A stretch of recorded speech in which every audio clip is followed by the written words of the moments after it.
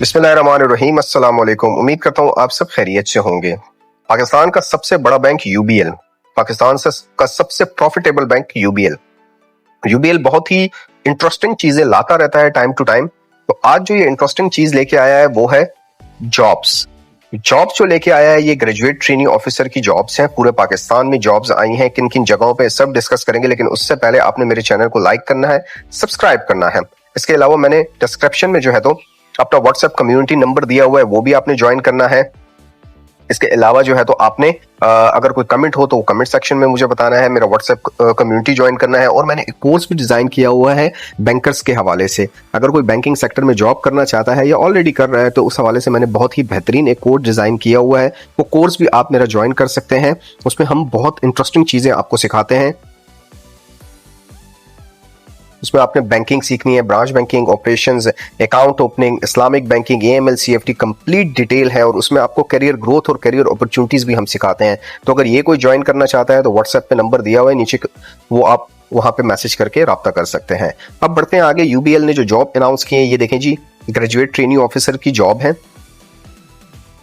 OG2 इसका grade दिया हुआ है। रेगुलर ये जॉब है। इस्लामाबाद, लाहौर, मुल्तान, फैसलाबाद और कोयटा में ये जॉब आया है। ये फुल टाइम जॉब है। कोई भी अगर इसे ज्वाइन करना चाहता है तो आप ज्वाइन कर सकते हैं।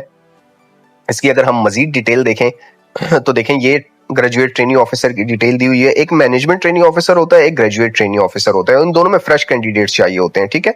एलिजिबिलिटी क्राइटेरिया दिया हुआ है, बैचलर डिग्री अगर किसी ने मैनेजमेंट साइंसेज की फील्ड्स में किया हुआ है चाहे वो फाइनेंस है, चाहे वो मार्केटिंग है, चाहे वो ह्यूमन रिसोर्स है, अकाउंटिंग है, business administration, economics related field, अगर इनमें से किसी ने भी ग्रेजुएशन की हुई है, 16 इयर्स ऑफ एजुकेशन या 14 इयर्स ऑफ एजुकेशन की ग्रेजुएशन, वो एलिजिबल है। Relevant academic background in management sciences होना चाहिए। सिंपल बीए वगैरह वाले नहीं कर सकते। मिनिमम जीपीए क्या रिक्वायर्ड है? 2.5। तो अगर आपका 2.5 या 2.5 से अबव जीपीए है तो आप अप्लाई कर सकते हैं।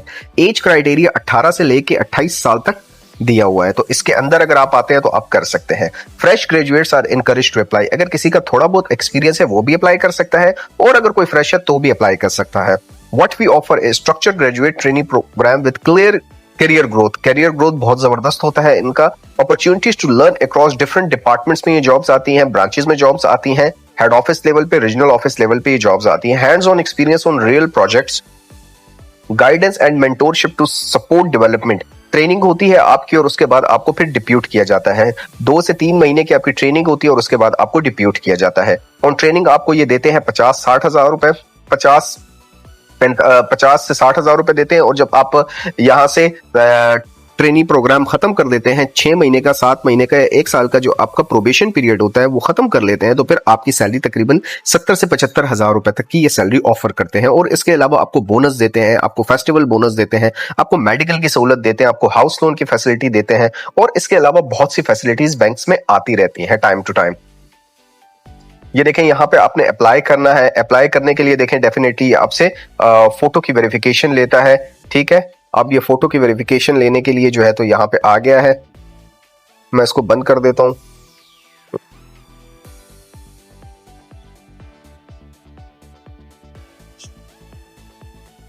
चलें इसको जी अलाउ कर देते हैं। ये फोटो की वेरिफिकेशन लेता है, तो चलें जी ले लें, हमारी पिक्चर ले लें। ये देखें जी फोटो अपलोड हो गई है जी हमारी।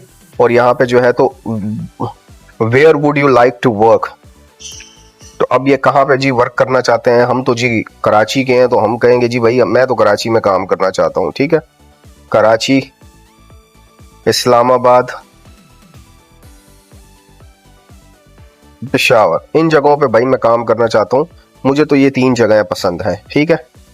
मैं यहाँ पे क्लिक कर देता हूँ। You are over age limit for this position. चूंकि मेरी एज 28 से ज्यादा हो गई है इसलिए मैं ओवर एज आ रहा हूँ, तो मैं तो अप्लाई नहीं कर सकता, ठीक है। आप लोग इसमें अप्लाई कर सकते हैं अगर आपकी एज कम है तो ये सारा प्रोसेस था आपको बताने का। प्रोफाइल में अगर मैं जाऊं तो मैं यहाँ पे अगर अपनी एज को किसी तरीके से यहाँ पे मैं कम भी कर देता हूं,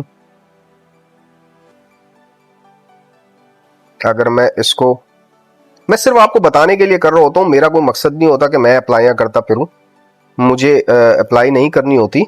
मैं सिर्फ और सिर्फ आपको बताने के लिए अप्लाई कर रहा होता हूँ, ठीक है। मैंने अपनी एज यहाँ पे कम कर दी है। चले जब मैं यहाँ पे जाता हूँ तो ये देखें जी, मैं इस पे अप्लाई करता हूँ। अब देखते हैं ये अप्लाई होता है या नहीं होता। ये देखें कैमरा मांग रहा है, दोबारा मैं यहाँ पे मैंने इसको कैमरा ओपन कर दिया। देखें अब ये मेरे कैमरे से जो है तो वेरिफिकेशन कर रहा है। अच्छा, अप्लाई करने के लिए कैमरा ऑन करना ज़रूरी है। तो अगर आप किसी और के लिए अप्लाई कर रहे हैं तो नहीं कर सकते, क्योंकि कैमरा वो ओपन करवाता है तो आपकी पिक्चर देखता है और जो आपने CNIC अटैच किया हुआ है उसके साथ वो वेरीफाई करता है। अब ये मैंने CNIC किसी और का अटैच किया हुआ है, पिक्चर मैं अपनी दे रहा हूँ, तो देखते हैं कि ये आगे जाके मुझे एक्सेप्ट करता है या नहीं। वो बाकी जो एजुकेशन के हवाले से चीज़ें थी वो सारी मैंने इसमें ऐड कर दी। तो ये देखें मेरी फ़ोटो वेरिफिकेशन तो हो गई यहाँ पे। अब मुझे नीचे लोकेशन मांग रहा है कि आप कहाँ के लिए अप्लाई करना चाह रहे हैं। तो भाई मैं अप्लाई करना चाह रहा हूँ कराची के लिए। चले मैं इसको कराची सेलेक्ट कर देता हूँ। अप्लाई नाउ पे जब क्लिक करता हूँ तो देखते हैं ये होता है या नहीं। तो ये देखें एप्लीकेशन सबमिटेड सक्सेसफुली। तो मेरी एप्लीकेशन सबमिट हो गई और एप्लीकेशन अंडर रिव्यू चली गई। अब बैंक जो है बैक एंड पे जो है तो सिस्टम इसको वेरीफाई करेगा कि जो क्रेडेंशियल्स दिए हैं, जो बंदा है पिक्चर में, वो सेम है या नहीं है। देखते हैं फिर मेरे पास क्या जवाब आता है। और ये फौरन के फौरन जवाब आ जाते हैं। ये नहीं कि आपको घंटों महीनों इंतजार करना पड़ता है। ये देखें मैंने अप्लाई कर लिया, इसकी एलिजिबिलिटी क्राइटेरिया भी आ गया है GTO का, और ये इसकी एज भी आ गई, एज लिमिट भी आ गई, 28 साल है। अब मैंने इसको अप्लाई करने के लिए क्या किया, मैंने बैक एंड पे जाके एप्लीकेशन में अपनी जो डेट ऑफ बर्थ है वो चेंज कर ली।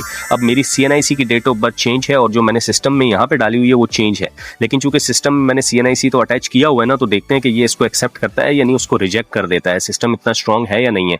तो ये देखें जी, जो ग्रेजुएट ट्रेनिंग ऑफिसर है इसके लिए मेरी एप्लीकेशन अभी नॉट सेलेक्टेड आ रही है, क्योंकि वो अंडर रिव्यू गई हुई है। और जो मैंने ऑफिसर 4 प्रोग्राम के लिए किया हुआ था उसमें मेरी एप्लीकेशन सेलेक्ट आई हुई है।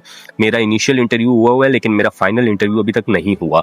उसके लिए देखें मुझे ये डेट्स के लिए मैंने आज 8 मई को अप्लाई किया है, और ये सिर्फ और सिर्फ मैं आपको बताने के लिए, आपकी गाइडेंस के लिए अप्लाई करता रहता हूँ।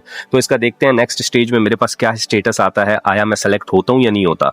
तो ये जी देखें मेरे पास फ़ौरन से ईमेल भी आ गई उसी वक्त, थोड़ी देर बाद, मतलब विद इन 10 to 15 मिनट्स मेरे पास एप्लीकेशन आ गई। और यहाँ पे लिखा हुआ है thank you for your interest in invited for your application after review we regret to inform you that you were not selected, your application did not meet the required educational criteria for this program। मतलब उसने मुझे select नहीं किया, फौरन बता दिया कि आप मीट नहीं कर रहे। तो ये सारा प्रोसेस है।